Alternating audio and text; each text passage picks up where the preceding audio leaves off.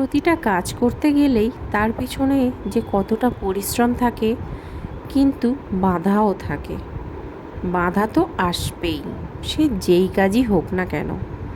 কিন্তু বন্ধুরা, তোমাদের ভালোবাসায় আর আমার বরের সাপোর্টের জন্যই কিন্তু আমি সব কাজেই সফল হই। জানি এইটাতেও সফল হব। আজকের এই বাধা আসার কথাটা কেন বললাম সেটা আমি নয় ভিডিও শেষে বলছি। আগে রান্নাটা শুরু করা যাক। থাম্বনেল দেখেই বুঝে গিয়েছো যে আজকে আমি বানাবো ভেজিটেবিল চপ। আজকে আমি ভেজিটেবিল চপগুলো খুব সহজ পদ্ধতিতে বানিয়ে দেখাবো। আশা করছি তোমাদের সবার ভালো লাগবে। চলো শুরু করা যাক। চপটা বানানোর জন্য আমি এখানে 4টে আলু নিয়েছি। আলুটাকে সেদ্ধ করতে দিয়ে দিলাম। আর বিট গাজরটাকে খুব ভালো করে খোসা ছাড়িয়ে ধুয়ে আর এই রকম পাতলা পাতলা করে কেটে নিয়েছি। আমি এখানে বটিতে কেটেছি, তোমরা চাইলে কিন্তু গ্রেটারেও গ্রেট করে নিতে পারো। ঠিক এই রকমই কিন্তু রাখতে হবে। এরপর আমি একটু ভাজা মশলা তৈরি করে নেব। তার জন্য একটা কড়াই বসিয়ে দিলাম, তাতে দিয়ে দিলাম 2টো শুকনো লঙ্কা, 4টে গোটা এলাচ, দিয়ে দিলাম 1 চামচ গোটা গোলমরিচ, 1 চামচ গোটা জিরে, 1 চামচ গোটা ধনে, তার সাথে দিয়ে দেব 1 চামচ লবণ। এখানে কিন্তু গ্যাসের ফ্লেমটা কম করে রাখতে হবে। দিয়ে অনবরত নাড়াচাড়া দিয়ে ভালো করে মশলাটাকে ভেজে নিতে হবে। যখন খুব ভালো একটা স্মেল আসবে তখন কিন্তু কড়াই থেকে আমি নামিয়ে ঠান্ডা করে ব্লেন্ডারে গুঁড়ো করে নিয়েছি। তারপরের স্টেপে চলে যাই। কড়াইতে তেল দিয়ে তেলটা একটু গরম হয়ে গেলে তাতে দিয়ে দিলাম কাঁচা বাদাম। এখানে কিন্তু গ্যাসের আঁচটাকে কম রাখতে হবে, নাহলে বাদামগুলো পুড়ে যেতে পারে।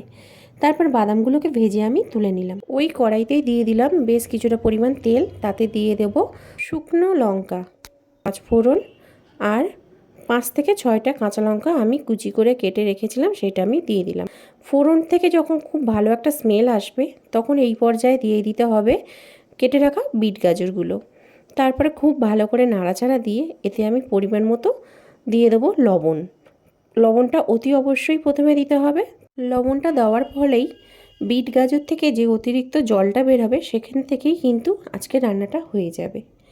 তাই লবণটা আগেই দিতে হবে। লবণটা দিয়ে আর ঢাকা দিয়ে কিন্তু রান্নাটা করতে হবে। তারপর যে আলুটা সেদ্ধ করে রেখেছিলাম সেই আলুটা আমি একটা গ্রেটারের সাহায্যে গ্রেট করে নিলাম। দেখো বন্ধুরা, আমার আলুগুলো কিন্তু গ্রেট করা হয়ে গেছে। এবার আমি ঢাকনাটা খুলে দেখব যে কতটা সেদ্ধ হয়েছে। দেখো বন্ধুরা, বিট থেকে কতটা পরিমাণে জল বেরিয়েছে। এই জলটা শুকনো হতে হতেই কিন্তু বিট গাজরটা আমার একদম রেডি হয়ে যাবে। এই পর্যায়ে আমি এবার দিয়ে দেবো পরিমাণ মতো চিনি। ভেজিটেবিল চপ মানে একটু ঝাল মিষ্টি হবে না, সেটা কি কখনো হতে পারে? তাই এতে দিয়ে দিলাম 1 চামচ চিনি। চিনিটা দিলে কি হবে, স্বাদের ব্যালেন্সটা ভীষণই সুন্দর হবে। তারপর খুব ভালো করে নাড়াচাড়া দিয়ে আবার ঢাকা দিয়ে দিয়েছিলাম কিছুক্ষণের জন্য। ঢাকনাটা খুলে আমি যে বাদামগুলো ভেজে রেখেছিলাম সেইগুলোকে একটু আধা ভাঙা করে নিয়েছিলাম, সেই বাদামটা দিয়ে দিলাম। আর দিয়ে দিলাম যে ভাজা মশলাটা করেছিলাম সেইটাও আমি দিয়ে দিলাম। দিয়ে খুব ভালো করে সব একসাথে মিশিয়ে নিতে হবে। তারপর আবার আমি বেশ কিছুক্ষণ ধরে খুব ভালো করে নাড়াচাড়া দিয়ে বেশ কিছুক্ষণের জন্য ঢাকা দিয়ে দেব। তারপর ঢাকনাটা খুলে সেদ্ধ করে গ্রেট করে রাখা আলুটা এর মধ্যে আমি দিয়ে দেব। এখানে আলুটা দিয়ে খুব ভালো করে কিন্তু মিশিয়ে নিতে হবে। অনবরত নাড়াচাড়া দিয়ে জলটা, অতিরিক্ত যে জলটা থাকবে সেই জলটা কিন্তু শুকিয়ে নিতে হবে, না হলে কিন্তু ভালো হবে না। এখানে যদি একটু জলভাব থেকে থাকে তোমরা চাইলে এখানে একটু ময়দাও ছড়িয়ে দিতে পারো। দেখো বন্ধুরা, ভেজিটেবিল চপের জন্য কিন্তু পুরটা একদম রেডি। এবার আমি নামিয়ে ঠান্ডা করে নেব। আর এখানে আমি একটা ব্যাটার বানিয়ে নেব। এখানে আমি নিয়ে নিয়েছি ময়দাতে আমি অল্প অল্প করে জল দিয়ে একটা ব্যাটার বানিয়ে নিয়েছি। আর এখানে আমি নিয়েছি ব্রেড ক্রাম্বস। এটা বাজার থেকে কিনে আনা ব্রেড ক্রাম্বসই নিয়েছি। আর এখানে শুকনো ময়দা রেখেছি কিছুটা। 3টে উপকরণ কিন্তু ঠিকঠাকভাবেই রাখতে হবে। একটা ময়দার গোলা রেডি করতে হবে, একটা শুকনো ময়দা আর ব্রেড ক্রাম্বস। আর পুরটা ঠান্ডা হওয়ার পর এইভাবে হাতের সাহায্যে ঠিক এই রকম লম্বা লম্বা করে একটা শেপ তৈরি করে নিতে হবে। তার প্রথমে ভেজিটেবিলের চপটাকে শুকনো ময়দায় কোট করতে হবে।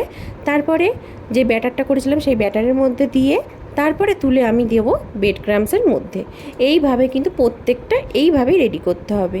আর আমি যে বলছিলাম না যে বন্ধুরা যে আমার প্রত্যেকটা কাজেই বাধা আসে, তার কারণ একটাই, আমি যখন এই কাজটা করতে বসেছি লোডশেডিং হয়ে গিয়েছিল। আমাকে কিন্তু পুরো কাজটা ফোনের ফ্ল্যাক্স জেলে এবং একটা এমার্জেন্সি লাইট জেলে আমাকে কাজটা কমপ্লিট করতে হয়েছে। খুবই অসুবিধার মধ্যে কিন্তু এই কাজটা করেছি। আমি দেখেছি আমি যখনই একটা কোনো কাজ করতে যাই বাধা তো আসেই, কিন্তু সেই বাধাটাকে তোমাদের ভালোবাসার জন্যই হয়তো আমি অতিক্রম করে এগিয়ে যেতে পারি। তো যাই হোক, কথা বলতে বলতে দেখো এদিকে আমার এইগুলো রেডি করা হয়ে গিয়েছে। তো আমি ভাজার জন্য চলে এসেছি। আমি এখানে তেলটা একটু গরম করে নিয়ে তার মধ্যে দিয়ে দিলাম ভেজিটেবল চপগুলো। আমাকে পুরোটাই সাহায্য করেছে কিন্তু আমার মেয়ে আর আমার হাজব্যান্ড। আমি কয়েকটা তৈরি করে নিয়ে চলে এসেছিলাম, তারপরে কিন্তু আমার হাজব্যান্ড বাকিগুলো সব তৈরি করছিল। তো দেখো বন্ধুরা, ঠিক এই রকমভাবেই কিন্তু ভেজে নিতে হবে। এইভাবে লাল লাল করে ভেজে নিলেই কিন্তু ভেজিটেবলের চপগুলো একদম রেডি। তো আজকের রেসিপিটা তোমাদের কেমন লাগলো বন্ধুরা? কি সহজ বলে মনে হলো? তো কত সুন্দর দেখতে হয়েছে কি, তাই না বন্ধুরা? একদম দোকানের মতনই কিন্তু চপগুলো হয়েছে, খেতেও কিন্তু দুর্দান্ত হয়েছিল। তোমরা বাড়িতে অবশ্যই কিন্তু একবার হলেও ট্রাই করে দেখো, আশা করছি তোমাদেরও ভালো লাগবে।